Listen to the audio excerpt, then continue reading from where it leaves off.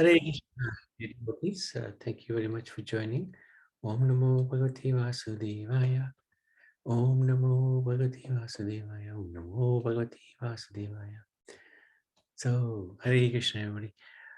Today is a very special day. It's the appearance day of Madhvacharya, and Madhvacharya is very important in the Guru Parampara that we follow because he is one of the heads of this Sampradaya. So let's have a look at his life. We'll try to have a brief look at his life and times. This is Madhvacharya, very powerful. He was an incarnation of Bhim and Vayu, I think, or Hanuman, was it? Hanuman and Bhim.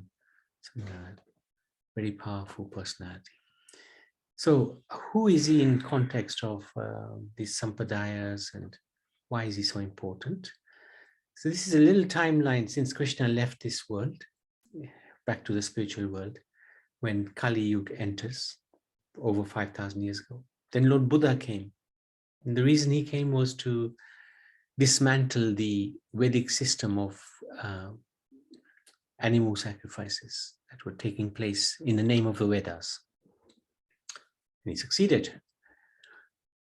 Then 1,000 years later, Shankaracharya came to re-establish the Vedas, because Buddha managed to stop Vedic traditions, and the Lord wanted to re-establish them, but in a proper way.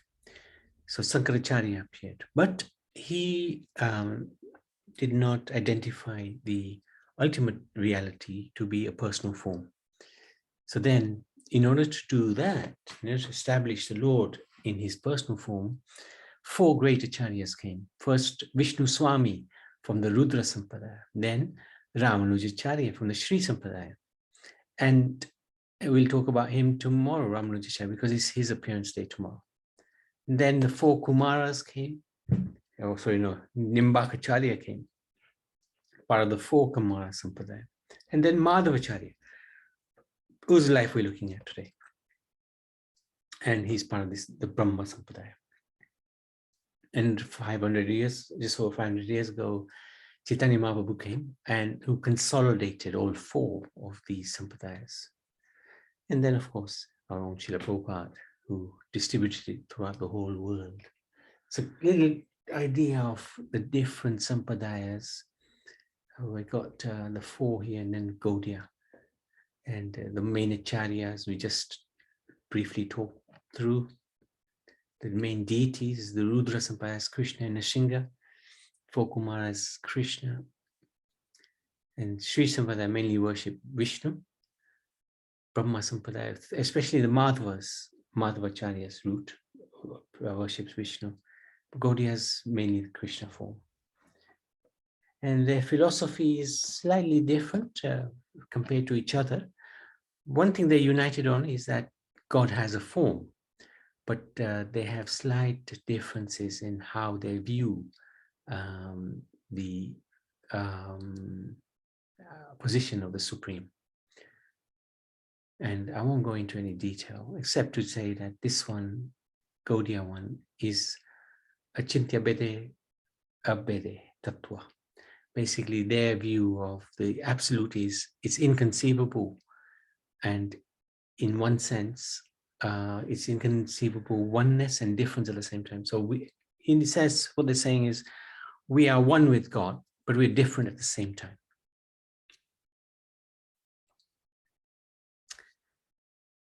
And the different types of moods of the devotees in the different sampradayas.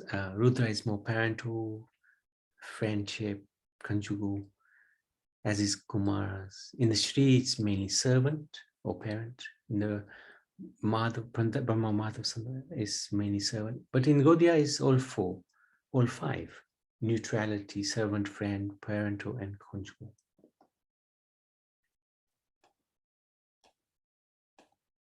So, again, a little brief summary. Krishna explains in the Bhagavad Gita that the essence of all Vedic knowledge is that God is a person. By the Vedas, I am to be known. But because the Vedas were being misused for the sake of the Brahmins' tongues, because they like to eat animal flesh, and so they did animal sacrifices. So Lord Buddha came to stop that happening, and he established Buddhism, and it really worked. And so then Lord Saint Shankaracharya, because Buddhist philosophy is effectively that there is no God. Effectively, it's an atheist philosophy, even though it's been started by the Supreme Lord as Buddha. So anyway, Shankaracharya, we know all is nothing and all is one at the same time. Buddha philosophy was all is nothing, and Shankaracharya was all is one. So then we have the different acharyas who came. So let's have a look at Madhvacharya. He was born 1239 till 1319, by 80 years. He appeared as Vasudev in the village called Pajaka Kshetra near Udupi, Karnataka, in South Bharat, in a Shivali Brahman dynasty, as a son of Madhyageha Bhatt. When he was 5, he received spiritual initiation. And I believe that was from his father, right? Or was it from the Guru? From the Guru. From the Guru, okay. When he was 12, he accepted sannyas. Very young. He wanted to take it earlier, but his parents wouldn't allow it. So even now, the tradition is that they take sannyas at an early age, very early, less than 15 years old, basically, between 10 and 15 usually. At that tender age, Madhva, that was another name he was known by, gave up all family ties to travel the length and breadth of Bharat in quest of spiritual knowledge. He's considered an incarnation of Vayu, mean God. We are further told that whenever his mother was feeling anxious, he would come before her in one jump from wherever he happened to be playing. So he was a pretty powerful young man. Even as a young boy, Madhav was renowned as a scholar. It is said that his father piled up many debts, and that to pay them off, Madhav converted tamarind seeds into coins. I think he did that at the age of 3, actually. Oh, wow. Yeah, one time a debt collector came and his father couldn't pay him. So he gave the debt collector some tamarind seeds, which turned into gold coins. Madhva also goes by the name Purna Pagya and Ananda Tirtha. So his first initiated name was Purna Pragna, and then it became Ananda Tirtha when he took sannyas. He had an unusually strong physique and extraordinary intellectual power. His immense strength and mystic powers, there are some amazing stories surrounding his early life.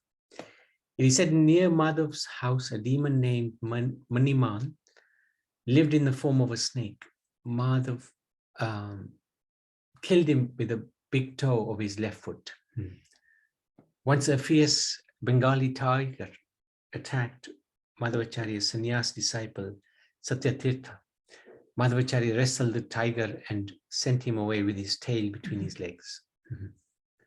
Often in the province of Ganga Pradesh, there were fights between Hindus and Muslims. The Hindus were on one bank of the river and the Muslims on the other.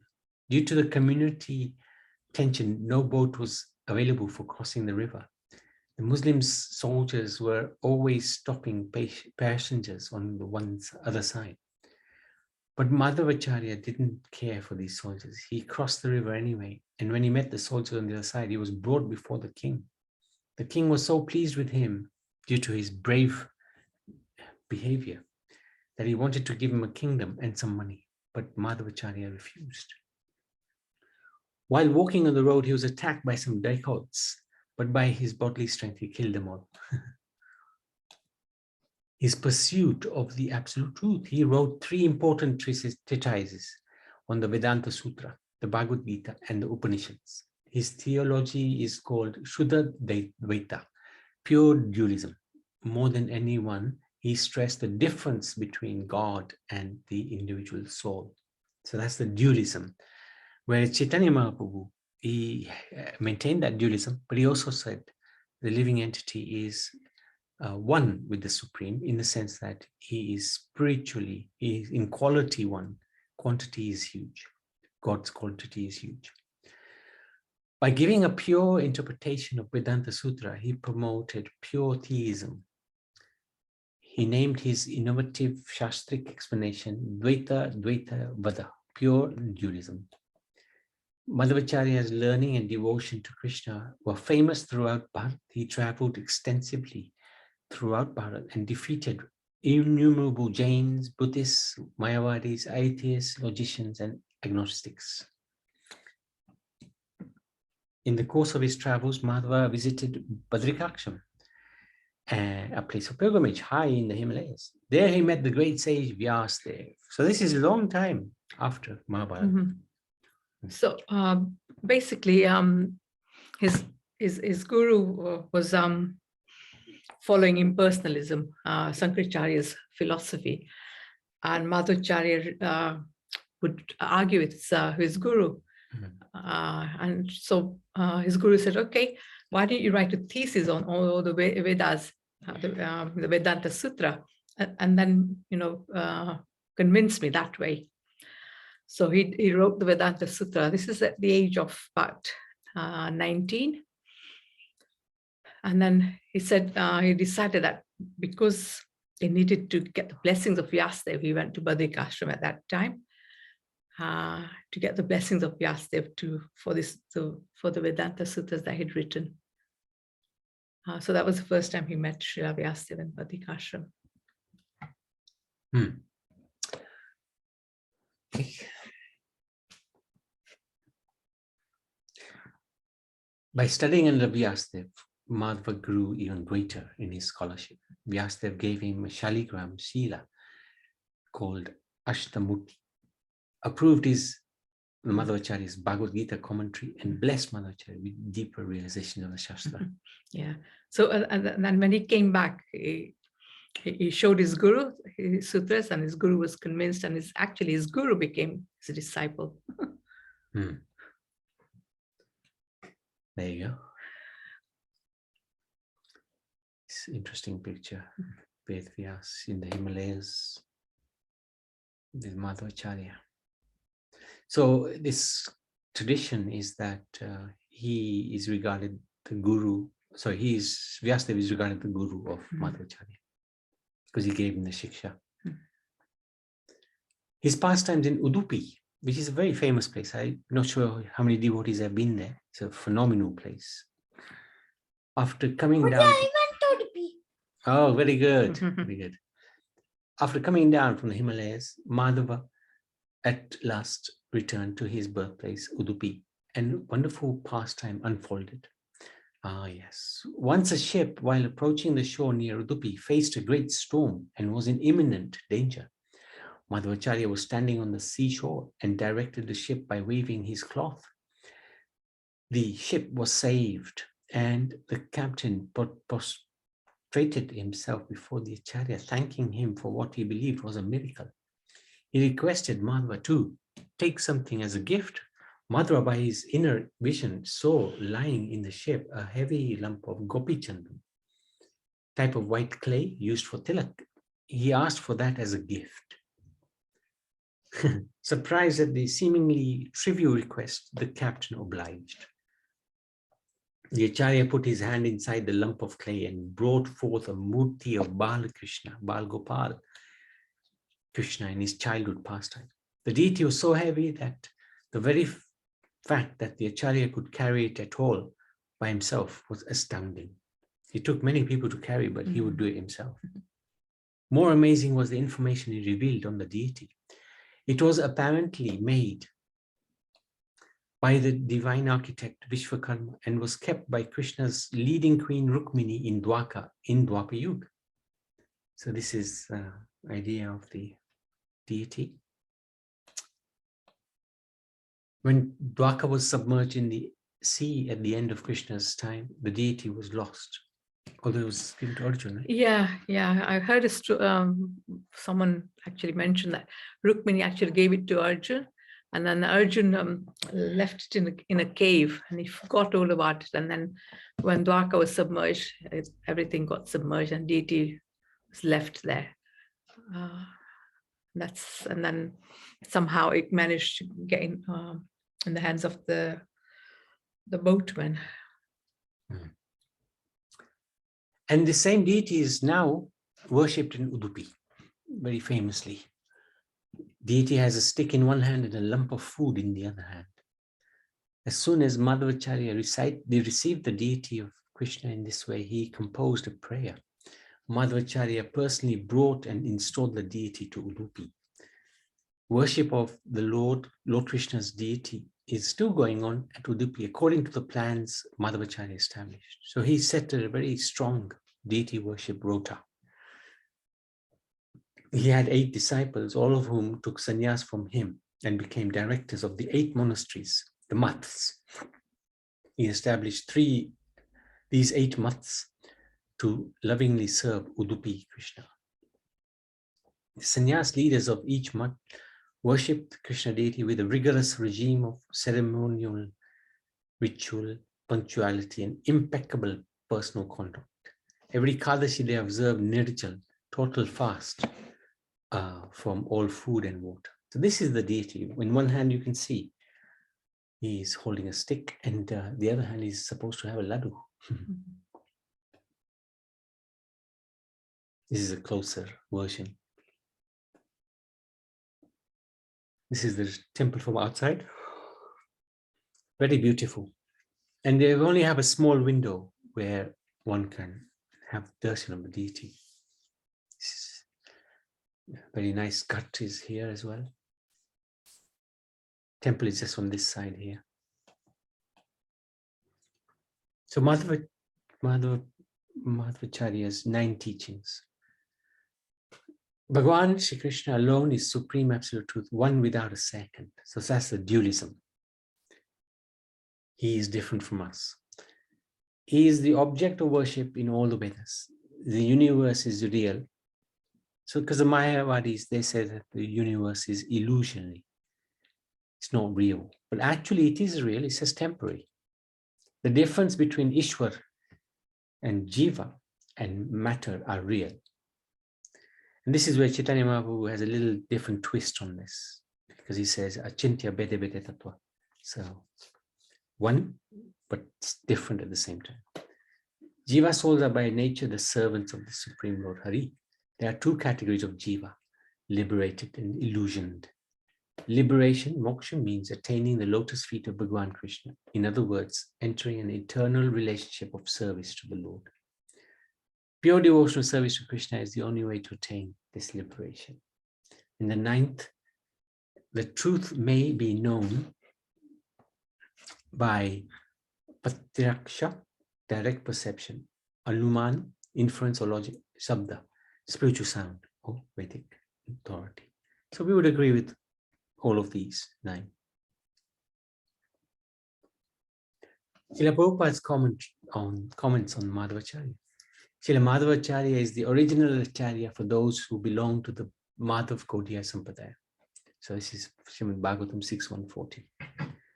This Madhava Gaudiya Sampradaya is known also as Brahma Sampradaya because the disciplic succession originally began from Brahma, who instructed Narad, who instructed Vyasadev, who instructed Madhvacharya.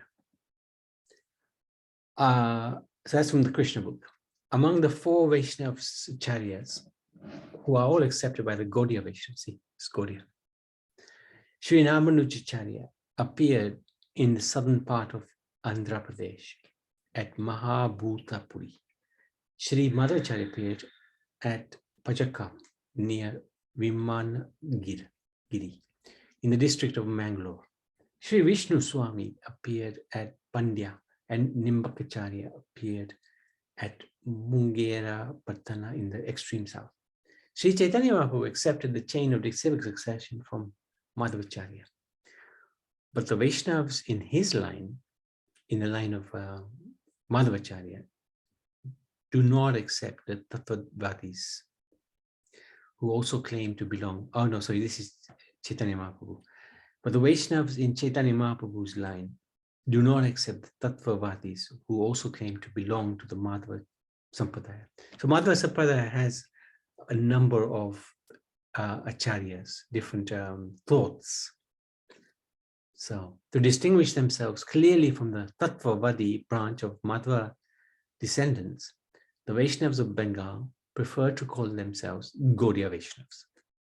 Sri Madhvacharya is also known as Sri Gauda Purnananda, and therefore the name Madhva Gaudiya Sampradaya is quite suitable for the disciplic succession of the Gaudiya Vaishnavas. Our spiritual master Om Vishnupad's Srimad Bhaktisiddhanta Saraswati Goswami Maharaj accepted initiation in the Madhva Gaudiya Sampradaya. So this is from Chaitanya Charitamrita, Adilila, first chapter, 19th verse. Very interesting how Prabhupada breaks it down, how we are followers of Madhvacharya. Where is this one? Okay. So as we just described, Gaudiya Vaishnava originates with Madhvacharya. Chaitanya Mahaprabhu and his followers thoroughly studied Madhva's works before compiling their philosophy. From the Sandarbhas, Sri Jiva Goswami drew heavily from Madhva's writing. Jiva Goswami found the Gaudiya philosophy of Achintya Bede Bede Tattva in Madhva's Bhagavad Pariya. Okay. Chaitanya Mahaprabhu himself visited Udupi, the seat of Madhva's sect, and the Lord introduced Harinam Sankirtan into their sect. In the Prameya Ratnavali, Sri Baladev Vidyabhushan summarized the 9 principles common to both Chaitanya and Madhav's teachings, which we looked at just a little earlier. In Vaishnav Siddhantamala, Srila Bhaktivinoda Thakur says, Sri Chaitanya Mahaprabhu ordered all Gaudiya Vaishnavas to carefully observe the 9 instructions of truth given by Madhvacharya through our Guru Parampara. And who is he? Madhvacharya serves as Madhavi Gopi in Radha Govind's eternal Vrindavan pleasure pastimes. He passed from this material world at the age of 80 while writing a commentary on the Aitareya Upanishad. So just a quick summary of Chaitanya Mahaprabhu. He sort of put all the sampradayas together. And he took 2 teachings from each of them. From the Sri Sampradaya, that's tomorrow, we're going to look at Ramanujacharya. He took unalloyed devotional service, free from karma and jnana, service to bhaktas. From Madhvacharya, he took complete defeat of Mayavad philosophy and worship of Krishna. From the Rudra, Vishnu Swami Sampradaya, total dependence on Krishna's spontaneous loving service. And from Nimbakacharya's Sampradaya, he took exclusive shelter of Radharani and the exalted love of gopis for Krishna. So he's combined all of that. So we've got everything together through the Gaudiya Sampradaya. And then just very quick, this is the sort of line of Guru Parampara. And there's Madhvacharya.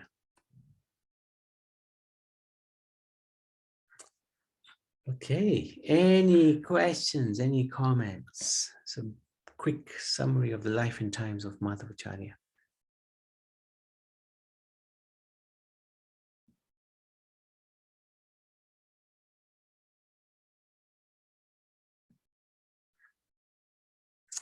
Okay, thank you so much, devotees. Okay, oh, Madhusanbhu was there. Madhusanbhu, anything you'd like to add?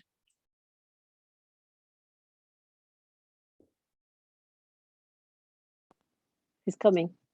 Okay. Okay, Haribol. Hare Krishna. Yeah, so not really. I mean, Madhavendra Puri.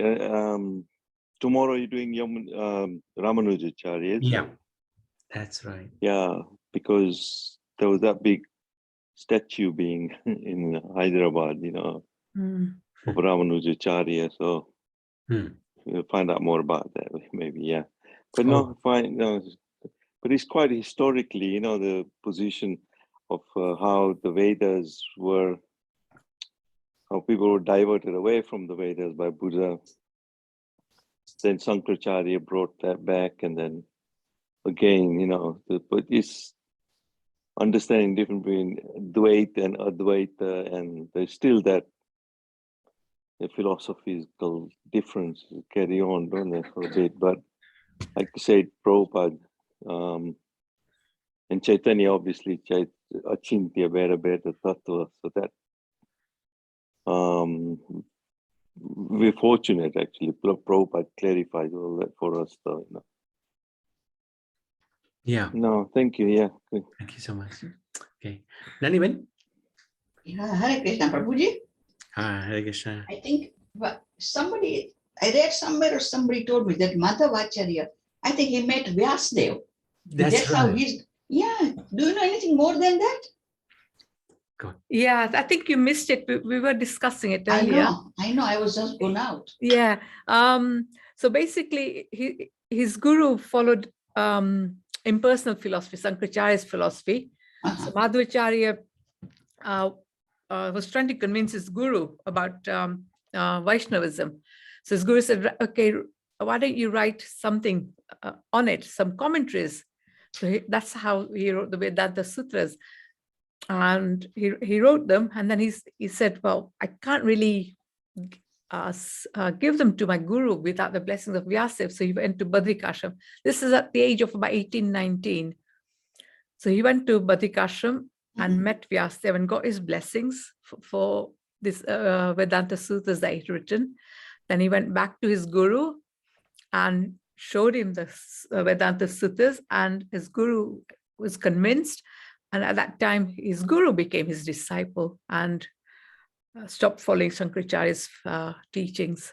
So that he met Vyasadeva another time as well. But the first time, this is how he met him and the reason why he met him. And he also received a gift from Vyasadeva, which is this Shaligram Shila. Really? Yeah. Where is it? Hang on a sec, I've got it here somewhere. Yeah. He gave him a Shaligram Shila called Ashtamurti. He also approved his Bhagavad Gita summary commentary, and he blessed him with deeper realization of the scriptures. So yeah, he was really blessed. He was really blessed. Really blessed, yes. And this Madhvacharya's big statue, which was statue of eternity. I read it yesterday that that's a bit of a controversy because that statue has been made in China.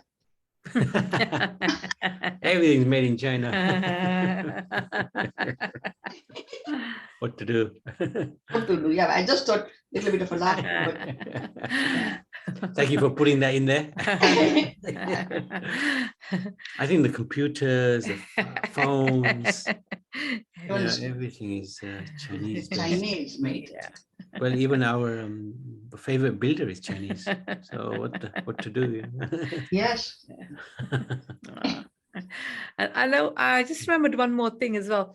At that time, all the sannyasis used to have just one danda, ek danda, because that's what Sankaracharya used to have. But Madhvacharya wanted to have a three danda because he was following Vaishnavism. But then he was convinced by some of these other devotees that it's best not to aggravate everyone. So they again carry just the one danda. So that's why Madhvacharya's followers, they only have a one danda, not three dandi like ISKCON sannyasis have. So they belief was that externally we will pretend that we're just carrying the one danda, but internally we are followers of Vaishnavism. Okay. That's another difference that between Madhvacharya's followers and Gaudiya followers as well. So Madhvacharya has got different followers as well as in the Gaudiya lineage. Yes. Okay. Yeah. Okay, yes, that's good. Anything else? Nanivan, anything else? No, thank you, Babuji. Good, Mhm. thank you. Okay, so let's stop there. Madhvacharya ki Jai.